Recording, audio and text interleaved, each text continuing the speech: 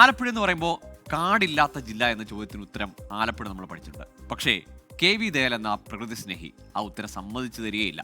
കാരണം തൻ്റെ 1.5 ഏക്കറിൽ സൃഷ്ടിച്ച മരങ്ങൾ തിങ്ങി നിറഞ്ഞ വലിയൊരു കാട് ലോകത്തിന് തന്നെ മാതൃകയാക്കി അദ്ദേഹം വളർത്തിയെടുത്തതാണ് ആലപ്പുഴയിൽ. 200-ലധികം ജൈവവൈവിധ്യങ്ങളുള്ള ചെടികളുണ്ട് ഇന്ന് ദയാലിൻ്റെ സ്വകാര്യ വനത്തിൽ. ആലപ്പുഴ മുഹമ്മ കായ്പുറത്താണ് ദയാലിൻ്റെ വിശേഷങ്ങൾ. നമുക്ക് മനീഷിന് കൂടെ ഒന്ന് പോയി ആ കാട് കണ്ടുവരാം.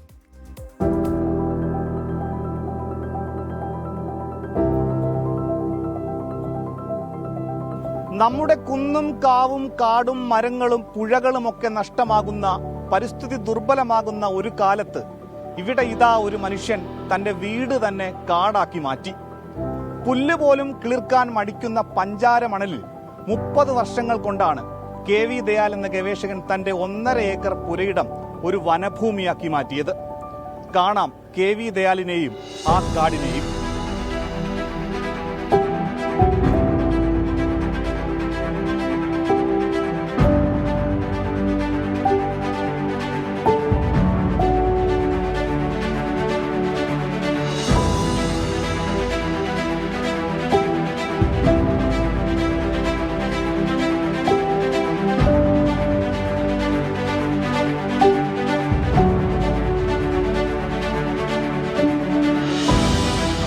തെങ്ങ് കൃഷി പൂർണ്ണമായും പരാജയപ്പെട്ടു. 82 തെങ്ങ് വെച്ച് 82നും രോഗം വന്നു.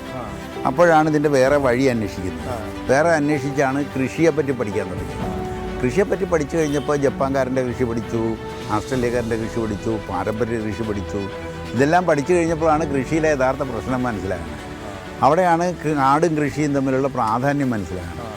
അപ്പോൾ പിന്നെ നമ്മുടെ ഈ നാട്ടിലെന്ന് പറഞ്ഞ പഞ്ചാര പോലെ വെളുത്ത മണ്ണാണ്. അപ്പോൾ കാടുണ്ടാകണത് എങ്ങനെയാണെന്ന് പഠിക്കണമെന്ന് വന്നു. അപ്പോൾ പിന്നെ കാടുണ്ടാക്കി പഠിച്ചതാണ്.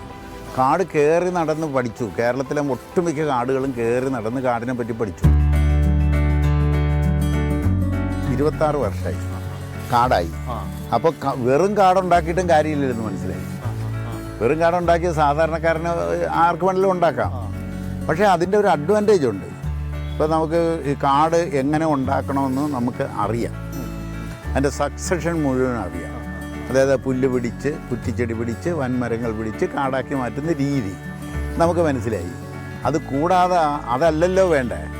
അതിന് വേണ്ടിയിട്ട് ഭക്ഷണം വിളയുന്ന കാട് എന്നുള്ള രീതിയിൽ ഒരു 1.5 ഏക്കർ വേറെ ചെയ്തു. മേടിച്ചിട്ട് അവിടെ ഒരു കുളം കുഴിച്ച് കുന്നുണ്ടാക്കി ഒരു 10 സെൻറ്റിൽ ഒരു നാച്ചുറൽ ഇക്കോ സിസ്റ്റം തന്നെ ഉണ്ടാക്കി. അത് ഭക്ഷണം വിളയുന്ന കാടെന്ന് പറയുന്നൊരു കൺസെപ്റ്റാണ്. അത് വന്നു കഴിഞ്ഞാൽ നമുക്ക് ഭക്ഷണവും കിട്ടും, കാലാവസ്ഥയും തിരിച്ചു പിടിക്കും. നമ്മുടെ റിസോഴ്സ് എന്ന് പറഞ്ഞാൽ, അതായത് പ്രകൃതി വിഭവം എന്ന് പറഞ്ഞാൽ സാധാരണഗതിയിൽ മനസ്സിലാക്കിയിരിക്കുന്നത് ഒന്നെങ്കിൽ ക്രൂഡ് ഓയിൽ, അല്ലെ കൽക്കരി, അല്ലെ ഖനനം ചെയ്തെടുക്കുന്ന സ്വർണം, ഈ മെറ്റൽ, ഇതുപോലെയുള്ള സാധനങ്ങളാണെന്നാണ് വിചാരിച്ചിരിക്കുന്നത്. എന്നാൽ അതല്ല ശരിക്കും റിസോഴ്സ്. റിസോഴ്സ് എന്ന് പറയുന്നത് സൂര്യപ്രകാശമാണ്.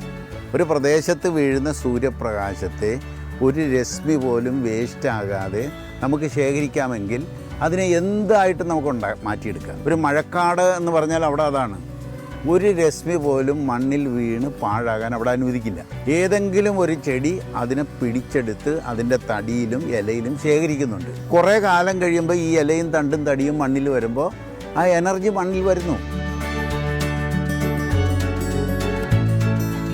നല്ലൊരു ശതമാനം നട്ടതാണ്, ബാക്കിയെല്ലാം താനേ വരുന്നത്. ഞാൻ ഒരു പനയെ നട്ടിട്ടുണ്ടെന്നുള്ളൂ, ഒരു ചൂണ്ടപ്പന.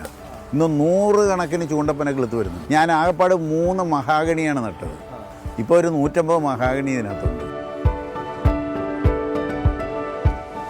ഇതാണ് കൃത്രിമമായിട്ട് നമ്മൾ അവിടെ കുഴിച്ചതുപോലെ തന്നെ കുഴിച്ചതാണ്.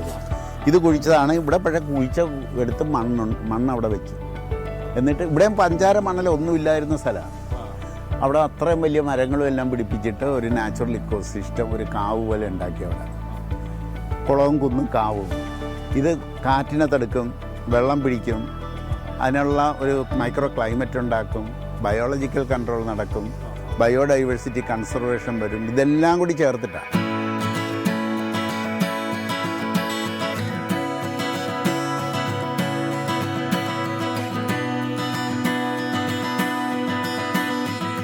ഇവിടെ നമ്മളൊരു ഒരു കോടമഞ്ഞ് ഉണ്ടാക്കാനുള്ള സിസ്റ്റം ഡെവലപ്പ് ചെയ്യുക.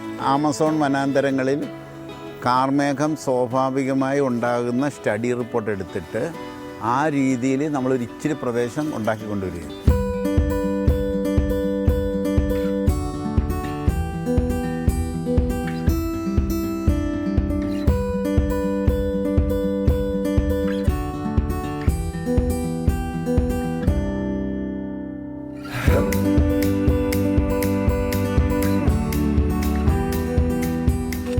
കയർ പ്രൊഡക്ട്സ് എക്സ്പോർട്ട് ബിസിനസ്സായിരുന്നു. ഒരു 85 ഞാൻ ഈ രീതിയിലുള്ള കാര്യങ്ങൾ പഠിക്കാൻ തുടങ്ങിയത്. പഠിച്ചു വന്നപ്പോഴാണ് ഇതിൻ്റെ ഇമ്പോർട്ടൻസ് മനസ്സിലാവുന്നത്. ആരും തന്നെ അതിനുവേണ്ടി വർക്ക് ചെയ്യാനില്ല, പറയാനും ക്ലാസ്സുകൾക്കും ആളുണ്ട്. ഇതൊന്ന് പ്രാക്ടിക്കലായിട്ട് ചെയ്തെടുക്കേണ്ടേ, നിസ്സാരമല്ല ഇതൊന്ന് വളർത്തിക്കൊണ്ടുവരിക എന്നുള്ളത്. ഇപ്പം ഞങ്ങളുടെ മണ്ണെന്ന് പറഞ്ഞാൽ ഒന്നും വളരാത്ത പഞ്ചാര പോലത്തെ മണ്ണാണ്. ഇവിടെ ഇതൊരെണ്ണം വിജയിപ്പിച്ചാൽ ലോകത്തെവിടെയും നമുക്കിത് ഇംപ്ലിമെൻറ്റ് ചെയ്യാം. ഇപ്പോൾ എനിക്ക് കിട്ടിയിരിക്കുന്ന നോളജ് എന്ന് പറഞ്ഞാൽ എനിക്ക് ഏത് മരുഭൂമിയെയും മരുപ്പച്ചയാക്കാൻ പറ്റും. അപ്പം KV ദയാൽ എന്ന മനുഷ്യൻ അങ്ങനെ കാട് വളർത്തുകയാണ്. ഇപ്പോൾ നമ്മുടെ പുതിയ വീടുകളിലൊക്കെ വീടിൻ്റെ ഉള്ളിലൊരിടത്ത് ചെറിയ ഏരിയയിലൊക്കെ കാടൊക്കെ മിനി കാടൊക്കെ ഉണ്ടാക്കുന്ന കാലത്താണ് ആ മനുഷ്യൻ അങ്ങനെ ഏക്കർ കണക്കിൽ കാട് വളർത്തി വലുതാക്കിക്കൊണ്ടിരിക്കുന്നത്. അതിൽ വലിയ പഠനത്തോടു കൂടിയാണ് ചെയ്യുന്നത്. ഏതായാലും ഒരുപാട് പേർക്ക് ചെന്ന് കാണാനൊക്കെ ഇഷ്ടമുള്ളവർക്ക് പോകാൻ പറ്റുന്ന ഇടമാണ്. ആലപ്പുഴയിലാണ്. അപ്പോൾ ഇനി ആലപ്പുഴയിൽ കാടുണ്ടോ എന്ന് ചോദിച്ചാൽ ഉണ്ട്. മുഹമ്മയിൽ KV ദയാൽ നട്ട് വളർത്തിയൊരു കാട്.